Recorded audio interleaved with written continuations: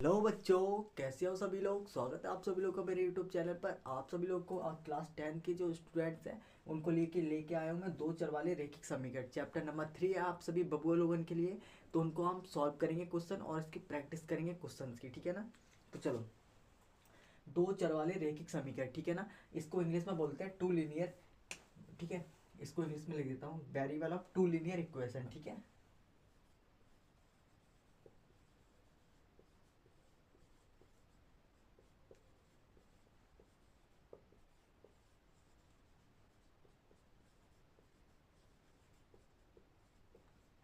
ठीक है, ये आपका चैप्टर है। वेरिएबल माने होता है आपका चर, ठीक है ना। ऑफ का मतलब होता है का, ठीक है। टू का मतलब होता है दो, और लिनियर का मतलब होता है आपका रेखिक, ठीक है ना। इक्वेशन का मतलब होता है समीकरण, जहां आपके दो यानी कि 5x प्लस 2y इस तरह से आपको चर और अचर दोनों को ऐड कर दिया जाए, ठीक है ना। पहले आप चर और अचर समझो क्या होते हैं। देखो, चर होता है आपका वेरिएबल, ठीक है। वेरिएबल माने चर, ठीक है ना।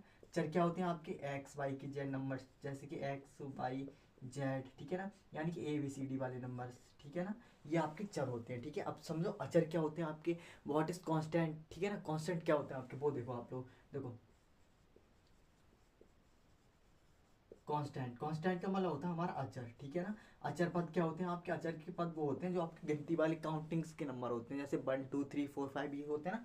उसको बोलते हैं काउंटिंग्स के नंबर 1 2 3, ठीक है। ये आपके इन्फिनिटी तक चलते हैं, ठीक है। अब इन दोनों को आपको मिला दिया जाए, जैसे कि एक्स है ना आपका, यहाँ पे एक्स लिख दिया, ठीक है। और यहाँ पे आपका बाई है ना, बाई टू है तो टू लिख दिया, ठीक है। X 2y plus 4y equal to zero, ठीक है। अगर आपका सेम चर और अचर दोनों मिल जाए, ठीक है ना, चर और अचर मिल जाए ना, तो वो आपका क्या हो जाता है, रेखिक समीकरण हो जाता है, दो एक घात वाला, ठीक है। दो दो चर वाले रेखिक समीकरण, ठीक है। वो दो चर वाले रेखिक समीकरण बन जाता है हमारा, ठीक है ना। अब देखो, इसका व्यापक रूप क्या होता है आपका, व्यापक समीकरण का वो क्या होता है, इसको लिखते हैं A X plus B Y plus C equal to zero, ठीक है। ये आपका होता है इसका व्यापक समीकरण, क्या होता है, A X square plus B Y plus equal to zero, ठीक है। A X square plus B Y plus equal to zero, ये क्या होता है इसका व्यापक समीकरण होता है, ठीक है ना। अब देखो, A X square plus B Y plus equal to zero, इस तरह से इसका व्यापक समीकरण हो जाएगा आपका।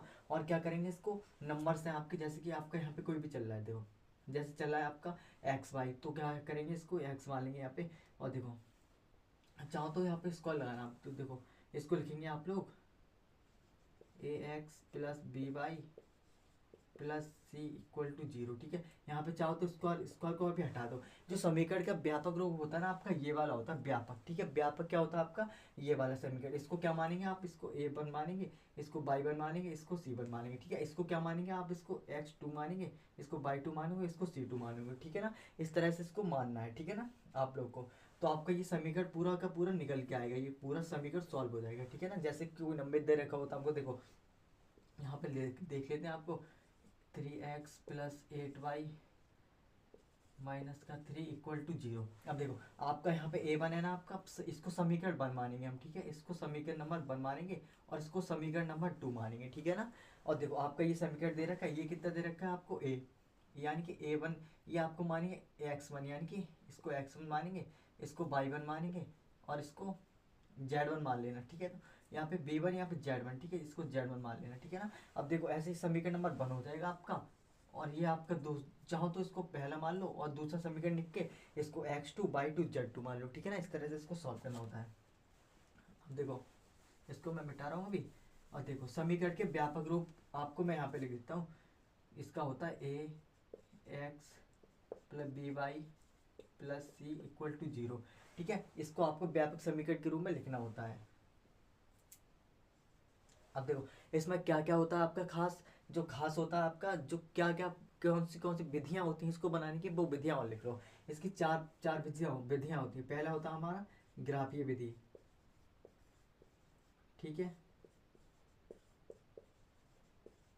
ये एक होती है ग्राफीय विधि, जिससे आप लोग सॉल्व करते हो ना, मैथ जैसा कागज होता है आप लोग का, उस पर आप लोग लाइन ड्रॉ करते हो उस तरह से, ठीक है ना। लाइन ड्रॉ करते हो 1 2 3, इधर माइनस का 1 -2 -3, इस तरह से ये डिनोट करते हो ना आप लोग, वो होता है आपका ग्राफीय विधि, ठीक है ना।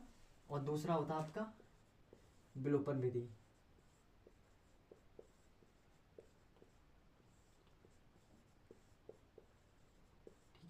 और तीसरा होता है आपका वज्र गुणन विधि, ठीक है।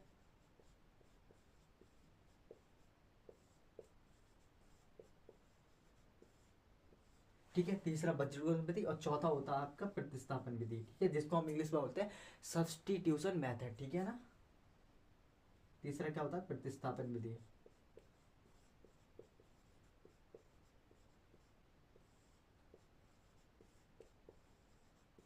ठीक है, तो मोटे तौर पे देखा जाए तो सिर्फ आपकी चार विधियां हैं। इन चार विधियों से आपको जो सिंपल लगे ना, उस विधि से आपको क्वेश्चन सॉल्व करने को पेपर में 10th क्लास के बोर्ड एग्जाम में आएगा, ठीक है ना। तो चलिए क्वेश्चन नंबर को हम देखते हैं कि कैसे कैसे क्वेश्चन इनको सॉल्व करना है, ठीक है।